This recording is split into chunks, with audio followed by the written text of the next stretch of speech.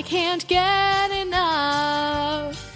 Got a space in my tackle box, just got to fill it up. Lure love, I can't ever stop. Don't got a basement, got an underground tackle shop. And here are the hosts of the Lure Love podcast. John, Crappy Hippie King, and Tim, Tackle Box Beat. Thanks, Lucy. How have you been? I've been fine, Tim. I've been writing some new jokes. You write jokes? I didn't know computers could write jokes.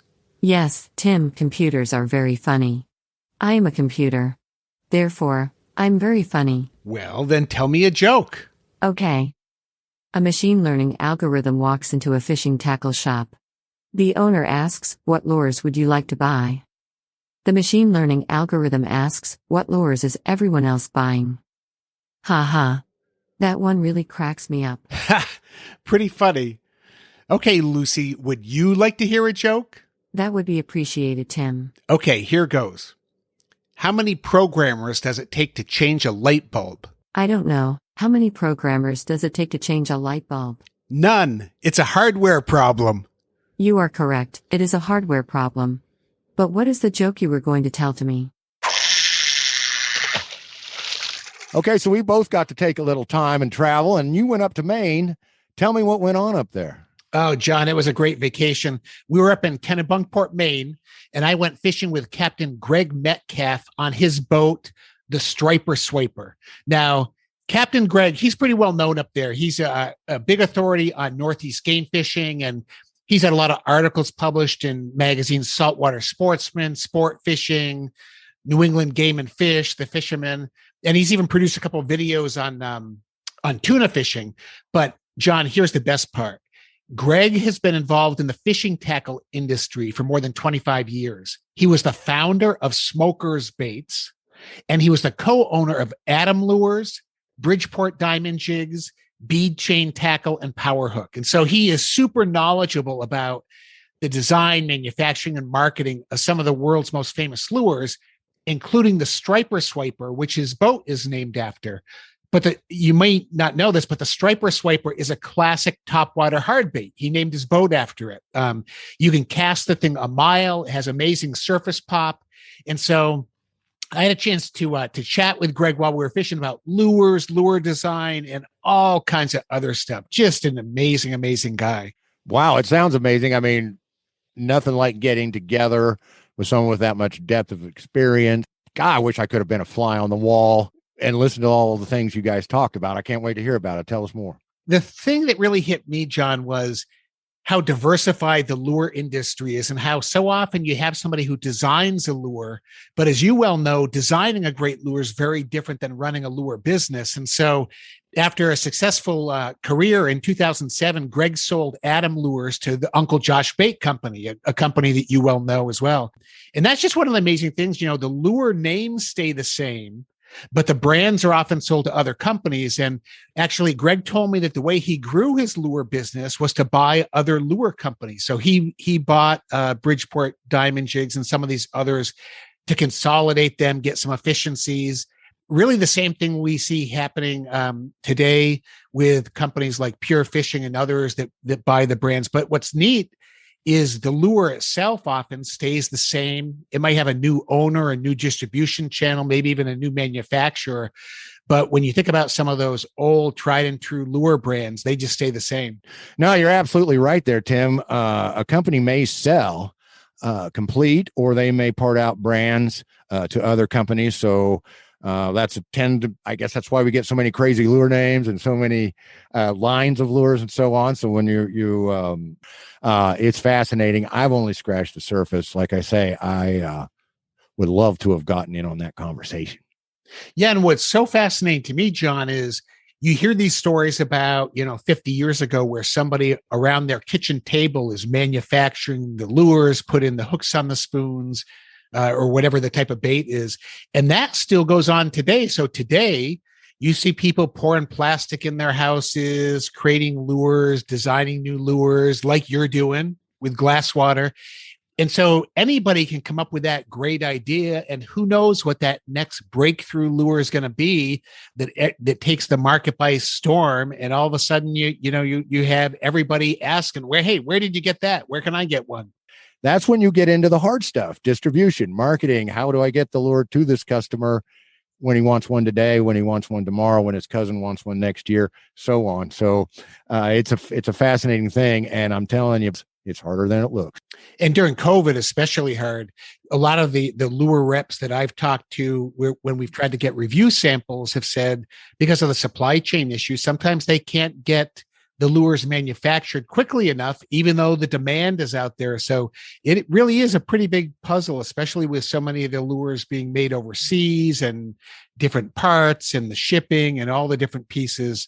But what I love is that we still have people trying to improve lures. As a matter of fact, the other day, I bought a vintage jitterbug, and it had 2 holes drilled in the lip, that front rounded lip. So I went onto a Facebook group and I posted it, and I said, I've never seen one of these.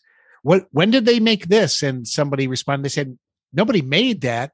Some people will drill holes in there because they think it gives the lure a little bubble trail. So even taking existing lures and how do we modify it? What do we do to it? How do we bend that lip a little bit? Or in this case, drilling holes in it. I love the fact that even with existing lures, people like you and me are trying to continue to improve them and find a different way to fish them or rig them or tie the line to them. How you could take a scoop face bait like that and decide it didn't have quite enough noise and action. I don't know where you get to that point, but this person did and decided they wanted some bubbles trailing out behind it too. And hey, more power to you, especially, if it caught you some stuff. But we used to take the old bomber baits, and bend the line tie. They have a long line tie on them. So you could bend it one way or bend it the other. And it actually, it causes it to kind of run in a half circle. So so you have 2 rods and you throw one at the bush down in behind it and run the bomber around it this way, around this side of it. Then you take your other rod, throw it on the other side, run the bomber around it that way. Yeah, you can modify an existing lure is fair game. And in fact, a lot of guys tell me when they do their plastics, they get out plastics they've bought, kind of get the scissors and snippy, and then they put the little pieces together and kind of say, hey, does that look good? Or what's that about? And the next thing you know, we got yet another creature bait or something. It's great stuff. So I will put Captain Greg's link to his website in the show notes so listeners can get in touch with him if they're looking for a great guide. This guy catches a ton of stripers. He's been a fishing guide and captain for a long time. So look up Greg.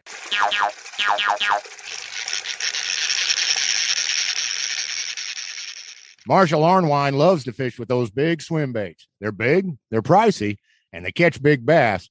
But how do you chuck a half-pound bait all day? Everybody give a big round of applause for our guest tonight, Marshall Arnwine. I like fishing. So talk to us, brother. Talk to us about a swim bait, because I think when someone like me sees the swim bait game being carried on, it's fantastic to see what you use, and just the idea of throwing a bait that big kind of blows our minds. So talk to me about, sizes, smallest, largest, some favorite materials. Just give us a lowdown real quick. Okay, so just to go with like ultra basic here, the point of a swim bait is to imitate a bait fish, right? And depending on where you're at in the country, I personally come out of Texas. I'm in Florida right now, but like I said, in Texas, we have a bunch of big gizzard shad, anywhere from 6 to 12-inch gizzard shad, right? California's got trout. Down here in Florida, they have golden shiner. Just about everywhere you go in the country, you're going to have a bigger forage size of just certain things. Not every time the fish is going to go for the biggest bait, of course. This is why it's just another tool in the box. But there are specific times where those bass are going to key in on a bigger meal, especially like the winter months into spring. They're usually just hunting for a big meal, whether it be because they can eat one big meal and then not have to eat for the rest of the day. It's a lot less of a waste of energy other than chasing a bunch of minnows down in the shallow in the middle of December. You know what I mean? That doesn't make sense in their head. They're efficient feeders. So when you do pull out this big swim bait, you have to think in terms of, this is one fish shooting for one meal, and you're going to present that one meal to them. Swim baits are, they're big. They can weigh up to 12, 14 ounces even, you know what I mean? All these crazy baits that people are throwing. I typically stay in that like 3 to 8 ounce range, right in there. So you definitely need a beefy piece of gear. Like I said, an 8-foot swim bait rod of some kind. I personally use the Leviathan Omega. It's a great rod. But it all just kind of depends on what kind of bait you're fishing and what style. Help me get my head around this, man. You're not talking about quarter ounce, half ounce baits. You are talking about quarter pound to half pound baits. That Exactly. is insane. Exactly. That is awesome. Lots of casts for that one hit. Describe some strikes. What is the quote unquote typical strike? There's no such thing as a typical strike with a swim bait. I'm going to go ahead and say that right now. I've had anything from the lightest little tick where you don't even know if you're like, oh, is that a fish or not? And then it feels like a wet sock. And then you set the hook and it's a monster. Or they come barreling out of the water and explode and do backflips, all kinds of stuff like that. It all just kind of depends on the time of year and the size of bait you're using, where you're using it. I think of swim bait fishing as like a subgenre to conventional fishing. Basically, everything that you can do with conventional gear, there's a swim bait that can do the same thing. Now, this doesn't mean it's a replacement. It's just there's ways you can put a swim bait in every single situation. You can put every conventional lure, whether it be a worm, a frog, a little tiny, ball head swim bait, anything like that. You can do the same thing with a big bait. The big swim baiters, you guys have your own corner of the fishing world over there. It's kind of mysterious, Marshall. It's kind of esoteric. It kind of sets you apart, even more so, I think, sometimes than, say, fly fishing or some of these, other types of techniques. I don't know. This is kind of another personal question, but is there a secret society of swimbait overlords, and are you a member of the Inner Council? Now, this is a secret that the council doesn't want anyone to actually know, but anyone who thinks like that is probably one of those egotistical swimbait guys who thinks they're better than everyone else. And there's a lot of those. I think it should be for everyone. It's just another method of maybe catching that biggest bass that you might catch. You know what I mean? Another method of catching your personal best, which I want everybody to do. You know what I mean? There's nothing like the feeling of landing a big, 6, 7, 8 pound bass, whatever your big bass would be for your state. There's nothing like that. And I just want to share that, you know what I mean? So I try never be the guy who's like, oh, this is my like little secret right here in my little corner. But there are plenty of guys like that. And it does come off like that to a lot of people who don't, who aren't in the circle. Yeah. So you have a very, very accepting circle, and that's awesome, because sometimes we get off into these areas and it does get a little clannish, clubbish, cliquey, whatever you want to say, and it's always nice to have the people that are willing to reach out and with the open arms and help us get started in this kind of thing. Okay, last question: Diamond Head or Metallica? Oh, bro, Metallica. I gotta do them like that. I'm sorry. Oh, man. I love Kill 'Em All. I mean, just such a good album. I'm a thrash fan personally. And then it's kind of evolved into more like tech death stuff. You see, I got my Arcspire shirt on. All right.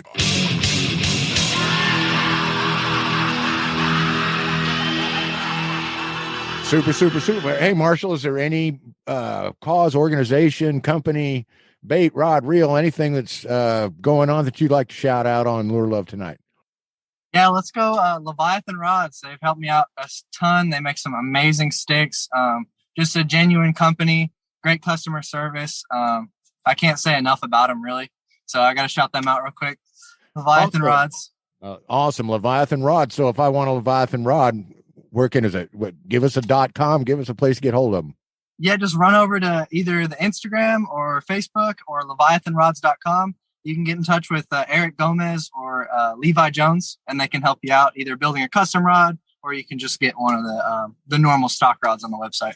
I want you to tell everybody where they can find you, get on your feed, go on and start conversing with you if they have any more questions about swim baiting, or if they just want to watch a guy catch some beautiful big bass. Tell us where we can find you. Yeah, I'm very active on Instagram, TikTok, at the Homeless Fisherman. You can find me there. And I also have a little YouTube channel I upload every once in a while. Like I said, just the Homeless Fisherman. You probably find it pops up. Right now I'm on an expedition across the country, so you can go follow me around. I answer every single DM on Instagram, so just hit me up. Any questions? Fantastic. All righty. Thank you, Marshall. We will be following you all around on IG. All right. I had a great time doing that interview with Marshall Arnwine. I hope you enjoyed it as much as I did. He is living it up doing that 20-something thing. He's on a 365-day fishing challenge where he's traveling around this great nation of ours, fishing all over the place and having a great summer. And I can't help but envy him, although we all wish you well out there, Marshall. Take care and keep posting those great fish pictures on Instagram. John, that was a great interview with Marshall. And those huge swim baits, they're so interesting to fish with. And you're right that it's hard to chuck those all day. Now, when I went to Maine recently, I wanted to test out a large swim bait. So I took a 7-inch Elastec diesel minnow with me, and I put it on a Glasswater Ultra minnow, a 1.5 ounce jig head. And woo boy, I tell you what, the total weight of that was just more than 3 ounces, but that was enough for me. Yeah, it is incredible. We're ultralight guys, Tim. What the heck? This is insane. So I was casting this really large swim bait, and it had amazing action. We were fishing for stripers. Unfortunately, there was a high pressure system that came in, and we didn't see a fish all day.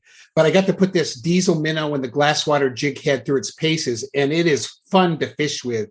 But as I said, we didn't catch a fish all day.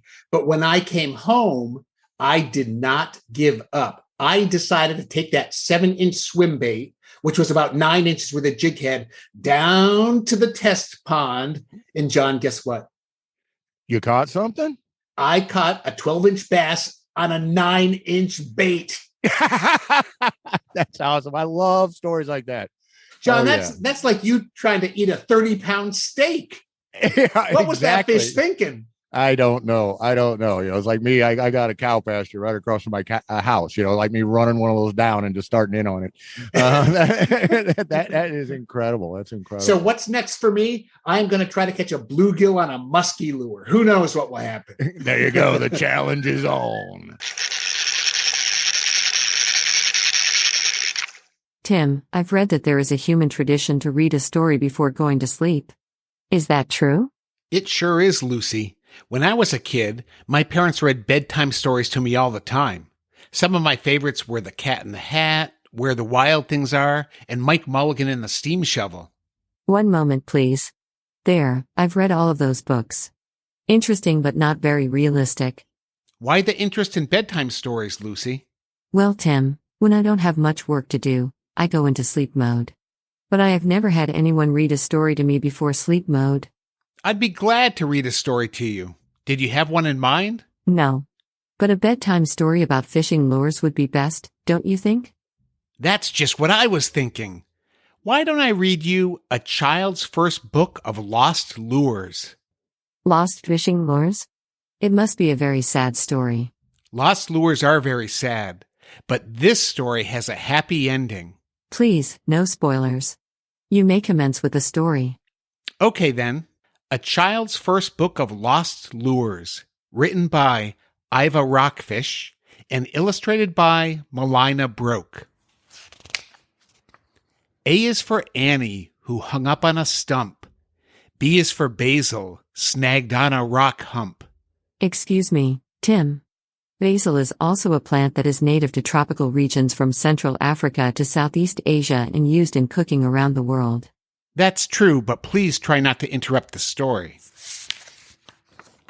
C is for Clara, who caught a huge boulder. D is for Denny, hooked his sister's left shoulder. E is for Ernest, lost a jig from a jetty. F is for Fanny, claims she hooked a yeti. Excuse me, Tim. Who would name their child Fanny? It is a word for a person's behind. Lucy. Sorry, Tim.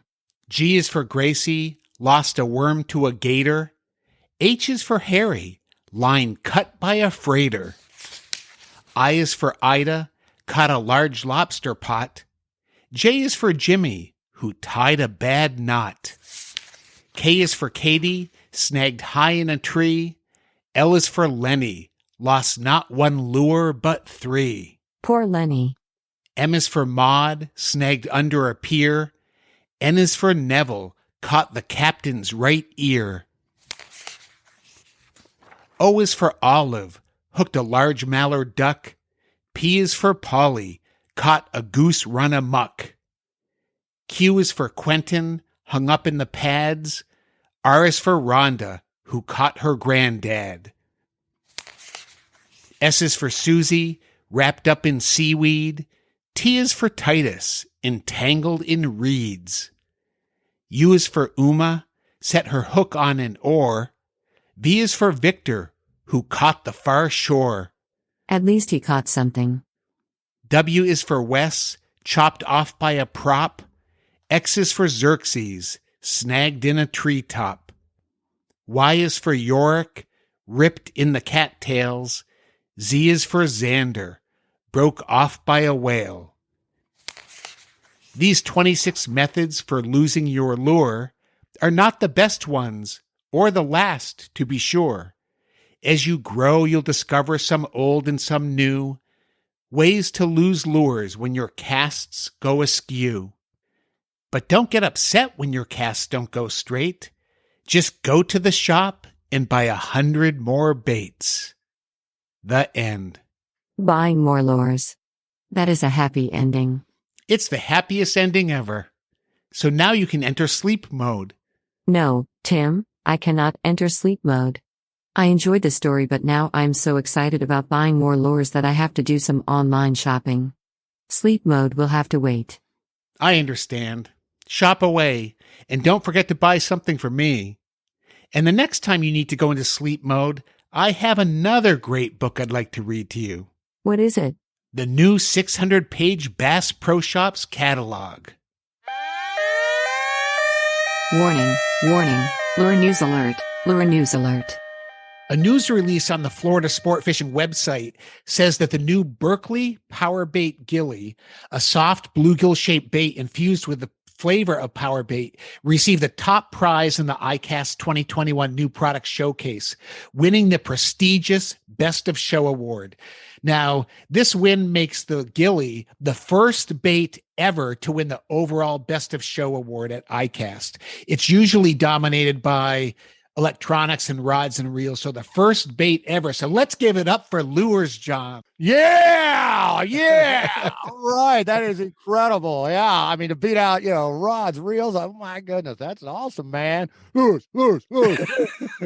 To win the award, the Gilly first had to win the best freshwater soft bait on day one of ICAST, and then it had to compete against the 20 other best in category award winners on day two. In all, the Power Bait Gilly beat out hundreds of new products submitted into the award showcase. So this is no small award. What's cool is the Berkely Gilly was inspired by some Japanese bass fishing techniques, and Berkeley's bait scientists designed the lure, including the infusion of the bait with the power bait flavor that makes fish hold on to it longer for more hook sets. So, John, my first question is, when you were 10 years old, was your dream job, just like me, to become a bait scientist? Is that what you dreamed of? Yeah, kind of. I dreamed of a lot of things. I just wanted to find a way I could fish all the time. Bait scientist, that's something I want on my business card. Absolutely. But my bigger question is, when do you think Berkely will start infusing beef jerky or bubble gum with that power bait flavor so you and I can enjoy it all day? Why should fish have all the fun? Exactly. And why should I put up with all those calories when I could just chew on a piece of power bait that's, give me that bacon flavor? I want no calories. Get all the goodie. I don't know if power bait flavor, if they have bacon, but we'll have to suggest that to Berkely. I think that's a fine idea. What's cool about the Gilly is that it realistically mimics a fat-bodied forage fish. And as I read the news release, I wanted to ask you, since that's such a great tongue twister, can you say fat-bodied forage fish 5 times fast? Well, you did it so good. I'm a little intimidated, but here we go. Fat-bodied forage fish, fat-bodied forage fish, fat-bodied forage fish, fat-bodied forage fish, fat-bodied forage fish. You were good. Well, thank you. The designers at Berkely, beyond the flavor, they designed the Gilly so that the hollow head section is softened up so that it will collapse down during strikes and keep the bait swimming upright regardless of how it's rigged. And they claim, I haven't seen one yet, that you can rig this, more than a dozen different ways to get that different action like you were talking about earlier. And it has tabs built into the tail section that give it that lifelike motion. It's really amazing to me with plastics now, what they're able to do to provide those kind of plastic hinges to give a really lifelike swimming action. Yeah, that what you can get in terms of motion is our understanding of the physics and the science. They say the researchers that properties of the different let me start materials again. involved is getting absolutely incredible. They say that the lifelike motion makes it look like a very easy meal for the fish. And my first thought was, that's like watching John walk past a all-you-can-eat restaurant buffet. You know you're going to see food being stuffed into a mouth. And I think that's what their goal was with this. Exactly. It puts eating on your mind. The gilly can be Texas rigged sideways on a jig head or even a drop shot, which sounds very interesting to me. And it's available in 6 standard and 6 HD colors. I'm not sure what the HD is, but I'm looking forward to seeing those. And it's available in 3 sizes, and the price isn't too bad. It says that the manufacturer suggested retail price is $649 for the standard colors, $749 for the HD colors. And for a lot of these plastics now where they used to tear apart, these kinds seem to last a lot longer. And so you get that lifelike plastic action, but you can fish the thing for a long time before it really breaks down. So we'll include a link to the Florida Sport Fishing news release in the show notes, as well as a link to the Berkely website. All right. So you were telling me the other day, you sent me this picture of this giant lure, this giant Rapala that this artist made. And we were talking about it. Tell me more about it. Well, John, at first I thought it was a Rapala. It's not. It's a jerkbait that has that same Rapala shape. It's 24 inches long. It's made of solid wood. It has massive treble hooks on it, 3 massive treble hooks on it. The lip is made out of plastic and is black. But when you look at it, and I saw this online, and I thought, I have to see that in person. And there was a local guy who was selling it. So I went to his house. And I think that originally it was probably a store display. I mean, the only thing, if you were going to cast, you'd be fishing for great white sharks or something with this. I mean, the lure itself probably weighs 8 pounds. I mean, it's a big, heavy thing.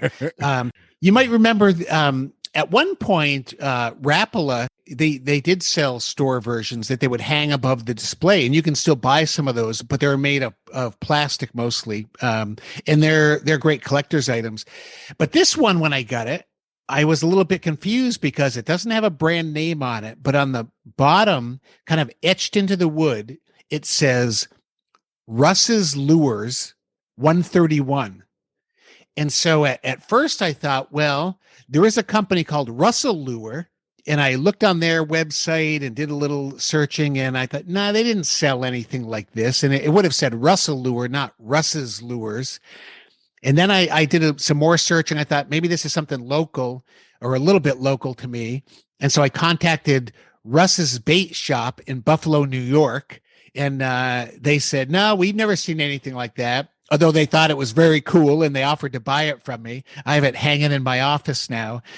I went onto some Facebook groups, posted it out there. Nobody seemed to really know what it was. And so my guess is this is something that somebody made locally. Maybe they did give them away. It's like either a piece of folk art or a lure display that they sold to to local bait and tackle shops. And so what I'm hoping our listeners can do is help me track down who Russ was and that made this Russ's Lure, and whether they've ever seen one of those. And in the show notes, I'll put a photo of it. The thing looks dynamite hanging on my wall. I've always wanted one of these. I mean, it's just so big, and maybe the mascot of the Lure Love podcast to have a giant wooden lure that's that big. Have you ever seen anything like that, John? No, when you sent me the picture, not of solid wood like that. No, I was just blown away, and we need some help.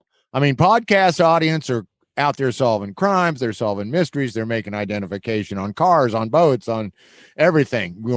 Let's make a contest out of this. TTBB. We're gonna do this. The person that sends the clue or that sends the identifier contacts us. We'll have the information on how you can do that, and gets us through to what we consider to be closest to the truth, and we're going to be the judges on this. What do you think? I'm thinking I'm going to throw them a crappie dealer kit, and how about they can pick either a Lure Love or a Glasswater t-shirt? Sounds like a great idea. I love it. So take a look at the photo, see if you have any thoughts on it, clues, and use your best CSI investigative skills and see if we can track down this lure. Awesome. I know they can. I know they'll help us.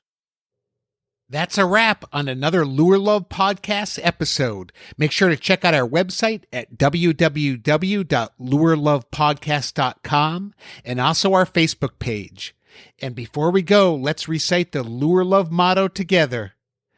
Why buy one lure when you can buy 103? Lure Love, you've been on my mind.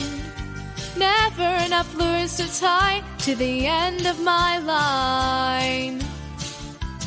Lure Love, can't I make you see? Why buy 5 lures when you can buy 103?